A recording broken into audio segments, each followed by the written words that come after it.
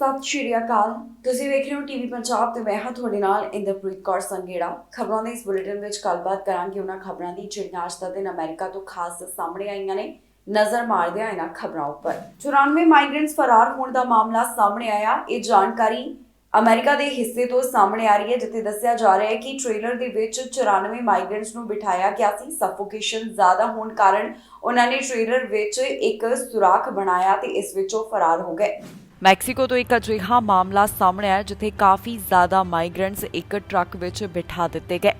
Suffocation ਹੋਣ ਤੋਂ ਬਾਅਦ ਵੱਡੀ ਗਿਣਤੀ ਵਿੱਚ ਮਾਈਗ੍ਰੈਂਟਸ ਇੱਥੋਂ ਫਰਾਰ ਹੋਣ ਦੇ ਵਿੱਚ ਕਾਮਯਾਬ ਹੋ ਗਏ, ਜਿਸ ਬਾਰੇ ਅਧਿਕਾਰੀਆਂ ਨੇ ਜਾਣਕਾਰੀ ਸਾਂਝੀ ਕੀਤੀ ਹੈ। ਆਫੀਸ਼ੀਅਲਸ ਵੱਲੋਂ ਦੱਸਿਆ ਗਿਆ ਕਿ ਮੈਕਸੀਕੋ ਦੇ ਵਿੱਚ ਜਿਹੜਾ ਮਾਮਲਾ ਸਾਹਮਣੇ ਆਇਆ, ਉੱਥੇ 94 ਮਾਈਗ੍ਰੈਂਟਸ ਨੂੰ ਇੱਕ ਟਰੱਕ ਟ੍ਰੇਲਰ ਦੇ ਵਿੱਚ ਬਿਠਾਇਆ ਗਿਆ ਸੀ। ਕਾਫੀ ਜ਼ਿਆਦਾ ਮਾਈਗ੍ਰੈਂਟਸ ਹੋਣ ਕਾਰਨ ਉਹਨਾਂ ਨੂੰ ਸਾਹ ਲੈਣ ਦੇ ਵਿੱਚ ਤਕਲੀਫ ਹੋ ਰਹੀ ਸੀ। ਸਫੋਕੇਸ਼ਨ ਕਾਰਨ ਉਹ ਇੱਥੋਂ ਫਰਾਰ ਹੋ ਗਏ। ਜਿਸ ਟ੍ਰੇਲਰ ਵਿੱਚ ਇਹਨਾਂ ਮਾਈਗ੍ਰੈਂਟਸ ਨੂੰ ਬਿਠਾਇਆ ਗਿਆ ਸੀ, ਉਹਨਾਂ ਵੱਲੋਂ ਇਸ ਵਿੱਚ ਇੱਕ ਸੁਰਾਖ ਕੀਤਾ ਗਿਆ ਤੇ ਉਹ ਇਸ ਸੁਰਾਖ ਰਾਹੀਂ ਬਾਹਰ ਨਿਕਲੇ। ਜਿਸ ਵੇਲੇ ਮਾਈਗ੍ਰੈਂਟਸ ਅਜਿਹਾ ਕਰ ਰਹੇ ਸਨ, ਉਹਨਾਂ ਵਿੱਚੋਂ ਕੁਝ ਨੂੰ ਸੱਟਾਂ ਲੱਗਣ ਦੀ ਵੀ ਜਾਣਕਾਰੀ ਮਿਲੀ ਹੈ, ਪਰ ਇਹਨਾਂ ਮਾਈਗ੍ਰੈਂਟਸ ਨੂੰ ਮਾਮੂਲੀ ਸੱਟਾਂ ਹੀ ਆਉਣ ਬਾਰੇ ਦੱਸਿਆ ਜਾ ਰਿਹਾ ਹੈ। ਇਨ੍ਹਾਂ 94 ਮਾਈਗ੍ਰੈਂਟਸ ਦੀ ਪਹਿਚਾਣ ਤਾਂ ਜਨਤਕ ਨਹੀਂ ਕੀਤੀ ਗਈ, ਪਰ ਇਹ ਜ਼ਰੂਰ ਦੱਸਿਆ ਗਿਆ ਕਿ ਇਹ ਮਾਈਗ੍ਰੈਂਟਸ ਕਿਹੜੇ ਦੇਸ਼ ਨਾਲ ਸੰਬੰਧਿਤ ਨੇ। ਇਹ 54 ਮਾਈਗ੍ਰੈਂਟਸ ਗੁਆਟੇਮਾਲਾ, ਹਾਂਡੂਰਸ, ਅਲ ਸੈਲਵਾਡੋਰ ਨਾਲ ਸੰਬੰਧਿਤ ਦੱਸੇ ਜਾ ਰਹੇ ਹਨ। ਦੱਸ ਦਈਏ ਕਿ ਤਾਜ਼ਾ ਮਾਮਲਾ ਸਾਹਮਣੇ ਆਉਣ ਤੋਂ ਬਾਅਦ ਇੱਕ ਵਾਰ ਫਿਰ ਤੋਂ ਟੈਕਸਸ ਦੀ ਘਟਨਾ ਨੂੰ ਹਰ ਕੋਈ ਯਾਦ ਕਰ ਰਿਹਾ, ਜੋ ਕਿ ਸੈਨ ਅੰਟੋਨੀਓ ਵਿੱਚ ਵਾਪਰੀ ਸੀ। ਇਹ ਮਾਮਲਾ 27 ਜੂਨ ਨੂੰ ਸਾਹਮਣੇ ਆਇਆ, ਜਿੱਥੇ 53 ਮਾਈਗ੍ਰੈਂਟਸ ਦੀ ਮੌਤ ਹੋ ਗਈ ਕਿਉਂਕਿ ਉਹਨਾਂ ਨੂੰ ਟਰੱਕ ਵਿੱਚ ਬਿਠਾਇਆ ਸੀ ਤੇ ਉਹਨਾਂ ਨੂੰ ਸਾਹ ਲੈਣ ਵਿੱਚ ਕਾਫੀ ਤਕਲੀਫ ਹੋ ਰਹੀ ਸੀ। ਵਾਸ਼ਿੰਗਟਨ ਡੀਸੀ ਤੋਂ ਇੱਕ ਅਜਿਹਾ ਮਾਮਲਾ ਸਾਹਮਣੇ ਆਇਆ, ਜਿੱਥੇ ਦਿਨ ਦਿਹਾੜੇ ਗੋਲੀਆਂ ਚੱਲੀਆਂ। 3 ਜਾਣਿਆਂ ਤੇ ਗੋਲੀ ਲੱਗੀ ਹੈ। ਦੱਸਿਆ ਜਾ ਰਿਹਾ ਹੈ ਕਿ ਇਹ 3 ਜਾਣੇ ਸਟੋਰ ਦੇ ਬਾਹਰ ਖੜੇ ਸਨ। ਇੱਥੋਂ ਇੱਕ ਵਾਹਨ ਲੰਘਿਆ ਤੇ ਵਾਹਨ ਵਿੱਚੋਂ ਗੋਲੀਆਂ ਚਲਾਉਣ ਦੀ ਸ਼ੁਰੂਆਤ ਕਰ ਦਿੱਤੀ ਗਈ। ਵਾਸ਼ਿੰਗਟਨ ਡੀਸੀ ਤੋਂ ਗੋਲੀਬਾਰੀ ਦਾ ਮਾਮਲਾ ਸਾਹਮਣੇ ਆਇਆ, ਜਿੱਥੇ ਦਿਨ ਦਿਹਾੜੇ ਗੋਲੀਆਂ ਚੱਲੀਆਂ। ਗੋਲੀ ਲੱਗਣ ਕਾਰਨ ਕਈ ਜਾਣੇ ਜ਼ਖਮੀ ਦੱਸੇ ਜਾ ਰਹੇ ਨੇ। ਵਾਸ਼ਿੰਗਟਨ ਡੀਸੀ ਦੇ ਵਿੱਚ ਚੱਲੀਆਂ ਗੋਲੀਆਂ ਬਾਰੇ ਪੁਲਿਸ ਵੱਲੋਂ ਜਾਣਕਾਰੀ ਦਿੱਤੀ ਗਈ। ਉਹਨਾਂ ਦੱਸਿਆ ਕਿ ਇਹ ਮਾਮਲਾ 11:45 ਦੇ ਕਰੀਬ Martin Luther king junior avenue ਦੇ 2900 ਬਲਾਕ ਤੋਂ ਸਾਹਮਣੇ ਆਇਆ। ਪੁਲਿਸ ਦਾ ਕਹਿਣਾ ਹੈ ਕਿ ਇਸ ਗੋਲੀਬਾਰੀ ਦੀ ਘਟਨਾ ਨਾਲ ਜੁੜੇ ਹੋਏ ਪੀੜਤ 2 ਵਿਅਕਤੀ ਅਤੇ ਇੱਕ ਔਰਤ ਹਨ। ਜਿਸ ਵੇਲੇ ਗੋਲੀਆਂ ਚੱਲੀਆਂ, ਇਹ ਤਿੰਨੋਂ ਜਾਣੇ ਸਟੋਰ ਦੇ ਬਾਹਰ ਖੜੇ ਸਨ।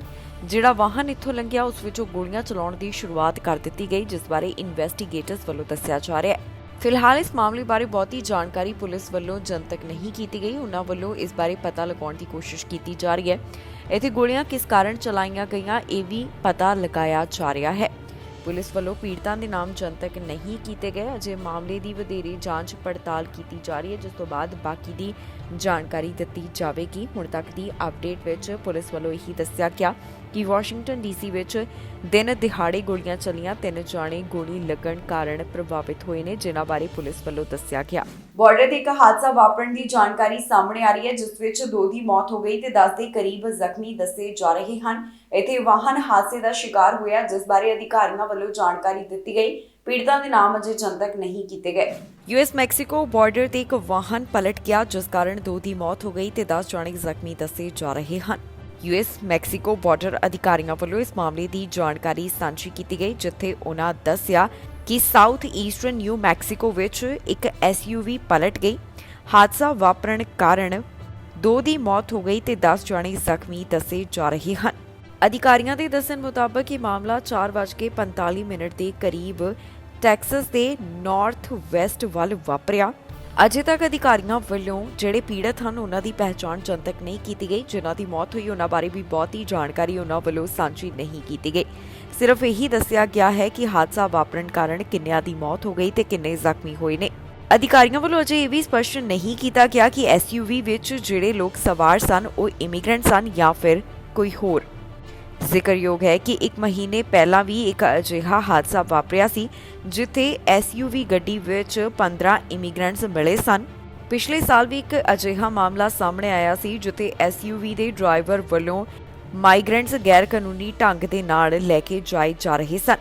ਇਸ ਦੌਰਾਨ ਇੱਕ ਹਾਦਸਾ ਵਾਪਰਿਆ ਸੀ, ਜਿਸ ਵਿੱਚ 13 ਤੋਂ 25 ਜਾਣੇ ਹਾਦਸੇ ਦਾ ਸ਼ਿਕਾਰ ਹੋਏ ਸਨ। ਟਰੈਕਟਰ ਪਲਟਣ ਦਾ ਮਾਮਲਾ ਸਾਹਮਣੇ ਹੈ, ਜਿਸ ਵਿੱਚ ਕੁਝ ਲੋਕ ਸਵਾਰ ਸਨ। ਦੱਸਿਆ ਜਾ ਰਿਹਾ ਹੈ ਕਿ 4 ਜਾਣਿਆਂ ਦੀ ਮੌਤ ਹੋ ਗਈ। ਇਹਨਾਂ 4 ਜਾਣਿਆਂ ਵਿੱਚ ਇੱਕ ਔਰਤ ਅਤੇ 3 ਬੱਚੇ ਸ਼ਾਮਲ ਦੱਸੇ ਜਾ ਰਹੇ ਹਨ। ਅਧਿਕਾਰੀ ਮਾਮਲੇ ਦੀ ਜਾਂਚ ਪੜਤਾਲ ਕਰ ਰਹੇ ਨੇ। ਉਹਨਾਂ ਵੱਲੋਂ ਪੀੜਤਾਂ ਦੇ ਨਾਮ ਜਨਤਕ ਨਹੀਂ ਕੀਤੇ ਗਏ। ਪੈਂਸਿਲਵੇਨੀਆ ਵਿੱਚ ਇੱਕ ਟਰੈਕਟਰ ਪਲਟ ਗਿਆ, ਜਿਸ ਕਾਰਨ 4 ਜਾਣਿਆਂ ਦੀ ਮੌਤ ਹੋ ਗਈ। ਜਿਹੜੇ 4 ਜਾਣਿਆਂ ਦੀ ਮੌਤ ਹੋਈ ਹੈ, ਉਹਨਾਂ ਵਿੱਚ 3 ਬੱਚੇ ਵੀ ਸ਼ਾਮਲ ਦੱਸੇ ਜਾ ਰਹੇ ਨੇ। ਪੁਲਿਸ ਵੱਲੋਂ ਇਸ ਮਾਮਲੇ ਦੀ ਜਾਣਕਾਰੀ ਸਾਂਝੀ ਕਰਦਿਆਂ ਦੱਸਿਆ ਗਿਆ ਕਿ ਇੱਥੇ ਸਦਰਨ ਪੈਂਸਿਲਵੇਨੀਆ ਵਿੱਚ ਹਾਦਸਾ ਵਾਪਰਿਆ, ਜਿੱਥੇ ਫਾਰਮ ਟਰੈਕਟਰ ਪਲਟ ਗਿਆ। ਇੱਥੇ ਹਾਦਸਾ ਵਾਪਰਨ ਕਾਰਨ 3 ਬੱਚਿਆਂ ਦੀ ਅਤੇ ਇੱਕ ਔਰਤ ਦੀ ਮੌਤ ਹੋਣ ਬਾਰੇ ਉਹਨਾਂ ਵੱਲੋਂ ਦੱਸਿਆ ਗਿਆ।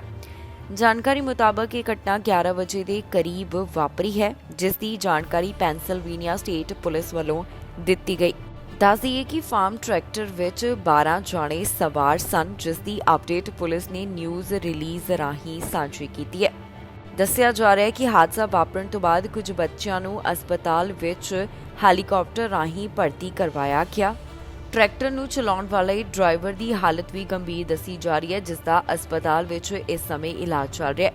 ਘਟਨਾ ਵਾਲੀ ਥਾਂ ਨੂੰ ਕੁਝ ਸਮੇਂ ਵਾਸਤੇ ਬੰਦ ਰੱਖਿਆ ਗਿਆ। ਪੀੜਤਾਂ ਦੇ ਨਾਮ ਪੁਲਿਸ ਵੱਲੋਂ ਅਜੇ ਜਨਤਕ ਨਹੀਂ ਕੀਤੇ ਗਏ। ਉਹਨਾਂ ਵੱਲੋਂ ਅਜੇ ਤੱਕ ਬਹੁਤੀ ਡਿਟੇਲ ਜਨਤਕ ਨਹੀਂ ਕੀਤੀ ਗਈ। ਉਹਨਾਂ ਦਾ ਕਹਿਣਾ ਹੈ ਕਿ ਮਾਮਲੇ ਦੀ ਵਧੇਰੇ ਜਾਂਚ ਪੜਤਾਲ ਜਾਰੀ ਹੈ, ਜਿਸ ਤੋਂ ਬਾਅਦ ਬਾਕੀ ਦੀ ਜਾਣਕਾਰੀ ਸਾਂਝੀ ਕੀਤੀ ਜਾਵੇਗੀ। ਹੁਣ ਤੱਕ ਦੀਆਂ ਅਪਡੇਟਸ ਵਿੱਚ ਇਹਨਾਂ ਗੱਲਾਂ ਦਾ ਹੀ ਜ਼ਿਕਰ ਕੀਤਾ ਗਿਆ। ਬਾਰਡਰ ਅਧਿਕਾਰੀਆਂ ਵੱਲੋਂ ਵੱਡੀ ਕਾਰਵਾਈ ਕੀਤੀ ਗਈ ਹੈ। ਕਾਰਵਾਈ ਨਸ਼ੇ ਦੇ ਖਿਲਾਫ ਉਹਨਾਂ ਵੱਲੋਂ ਕੀਤੀ ਗਈ ਹੈ। ਵੱਡੀ ਮਾਤਰਾ ਵਿੱਚ ਨਸ਼ਾ ਬਰਾਮਦ ਕੀਤਾ ਗਿਆ, ਜਿਸ ਦੀ ਕੀਮਤ $8 ਮਿਲੀਅਨ ਤੋਂ ਵੱਧ ਦੀ ਦੱਸੀ ਗਈ ਹੈ। ਕੈਲੀਫੋਰਨੀਆ ਤੋਂ ਇੱਕ ਅਜਿਹਾ ਮਾਮਲਾ ਸਾਹਮਣੇ ਆਇਆ, ਜਿੱਥੇ ਬਾਰਡਰ ਅਧਿਕਾਰੀਆਂ ਵੱਲੋਂ ਨਸ਼ੇ ਖਿਲਾਫ ਕਾਰਵਾਈ ਕੀਤੀ ਗਈ। ਕਾਰਵਾਈ ਕਰਦਿਆਂ ਉਹਨਾਂ ਵੱਲੋਂ 500 ਪੈਕੇਜ ਮੈਥ ਫੈਂਟਾਨਾਈਲ ਦੇ ਬਰਾਮਦ ਕੀਤੇ ਗਏ ਨੇ। ਦੱਸਿਆ ਜਾ ਰਿਹਾ ਹੈ ਕਿ ਇਹ ਕਾਰਵਾਈ ਉਹਨਾਂ ਵੱਲੋਂ 5 ਦਿਨਾਂ ਦੌਰਾਨ ਕੀਤੀ ਗਈ। ਅਧਿਕਾਰੀਆਂ ਵੱਲੋਂ ਜਾਣਕਾਰੀ ਸਾਂਝੀ ਕੀਤੀ ਗਈ ਕਿ ਉਹਨਾਂ ਨੇ 5 ਦਿਨਾਂ ਵਿੱਚ ਹੀ ਵੱਡੀ ਮਾਤਰਾ 'ਚ ਨਸ਼ਾ ਬਰਾਮਦ ਕੀਤਾ। ਉਹਨਾਂ ਵੱਲੋਂ $8 ਮਿਲੀਅਨ ਦਾ ਨਸ਼ਾ ਬਰਾਮਦ ਕੀਤਾ ਗਿਆ ਹੈ। ਇਹ ਬਰਾਮਦਗੀ ਉਹਨਾਂ ਵੱਲੋਂ ਕੈਲਿਕਸੋ ਪੋਰਟ ਤੇ 13 ਜੁਲਾਈ ਤੋਂ 17 ਜੁਲਾਈ ਵਿਚਕਾਰ ਕੀਤੀ ਗਈ, ਜਿਸ ਦੀ ਜਾਣਕਾਰੀ US custom and border protection ਵੱਲੋਂ ਪ੍ਰੈਸ ਰਿਲੀਜ਼ ਦੇ ਵਿੱਚ ਸਾਂਝੀ ਕੀਤੀ ਗਈ। ਅਧਿਕਾਰੀਆਂ ਨੇ ਦੱਸਿਆ ਕਿ ਉਹਨਾਂ ਨੂੰ 130 ਪਾਉਂਡ ਫੈਂਟਾਨਿਲ ਬਰਾਮਦ ਹੋਈ, ਜਿਸ ਦੀ ਬਰਾਮਦਗੀ ਉਹਨਾਂ ਵੱਲੋਂ 13 ਜੁਲਾਈ ਨੂੰ ਕੀਤੀ ਗਈ। ਦਰਅਸਲ ਇੱਥੇ ਇੰਸਪੈਕਸ਼ਨ ਕੀਤੀ ਜਾ ਰਹੀ ਸੀ, ਜਿਸ ਵੇਲੇ ਵਾਹਨ 'ਚੋਂ ਉਹਨਾਂ ਨੂੰ ਨਸ਼ਾ ਮਿਲਿਆ। ਇਸ ਤੋਂ ਬਾਅਦ ਅਧਿਕਾਰੀਆਂ ਦੇ ਹੱਥ 230 ਪਾਉਂਡ ਫੈਂਟਾਨਿਲ ਵੀ ਲੱਗੀ। 15 ਜੁਲਾਈ ਨੂੰ 110 ਪਾਉਂਡ ਫੈਂਟਾਨਿਲ ਵੀ ਬਰਾਮਦ ਕੀਤੇ ਜਾਣ ਦੇ ਬਾਰੇ ਦੱਸਿਆ ਜਾ ਰਿਹਾ ਹੈ। ਇਸ ਤੋਂ ਬਾਅਦ 17 ਜੁਲਾਈ ਨੂੰ ਕਾਰਵਾਈ ਕਰਦਿਆਂ ਬਾਰਡਰ ਅਧਿਕਾਰੀਆਂ ਵੱਲੋਂ 72 ਪਾਉਂਡ ਫੈਂਟਾਨਿਲ ਅਤੇ 190 ਪਾਉਂਡ ਮੈਥਾਮਫੈਟਾਮਾਈਨ ਪੋਰਟ ਤੋਂ ਬਰਾਮਦ ਕੀਤੀ ਗਈ। ਆਫੀਸ਼ੀਅਲਸ ਦਾ ਕਹਿਣਾ ਹੈ ਕਿ ਇਸ ਨਸ਼ੇ ਦੀ ਕੀਮਤ $8.25 ਮਿਲੀਅਨ ਦੇ ਵਿਚਕਾਰ ਬਣਦੀ ਹੈ। ਇਸ ਸਾਰੇ ਮਾਮਲੇ ਨੂੰ US immigration and customs enforcement homeland security investigations ਵੱਲੋਂ ਅੰਜਾਮ ਦਿੱਤਾ ਗਿਆ। ਅਧਿਕਾਰੀਆਂ ਵੱਲੋਂ ਇਸ ਮਾਮਲੇ ਦੇ ਸੰਬੰਧ ਵਿੱਚ ਵਧੇਰੇ ਜਾਂਚ ਕੀਤੀ ਜਾ ਰਹੀ ਹੈ। ਹੁਣ ਤੱਕ ਦੀ ਅਪਡੇਟ ਵਿੱਚ ਉਹਨਾਂ ਵੱਲੋਂ ਇਹਨਾਂ तमाम ਗੱਲਾਂ ਦਾ ਜ਼ਿਕਰ ਕੀਤਾ ਗਿਆ। ਇਹ ਸਨ ਕੁਝ ਖਬਰਾਂ ਜਿਹੜੀਆਂ ਅੱਜ ਦੇ ਦਿਨ ਅਮਰੀਕਾ ਤੋਂ ਸਾਹਮਣੇ ਆਈਆਂ। ਬਾਕੀ ਖਬਰਾਂ ਲਈ ਤੁਸੀਂ ਬਣੇ ਰਹੋ ਟੀਵੀ ਪੰਜਾਬ ਨਾਲ। ਫਿਲਹਾਲ ਮੈਨੂੰ ਇੰਦਰਪ੍ਰੀਤ ਕੌਰ ਸੰਘੇੜਾ ਨੂੰ ਦਿਓ ਇਜਾਜ਼ਤ।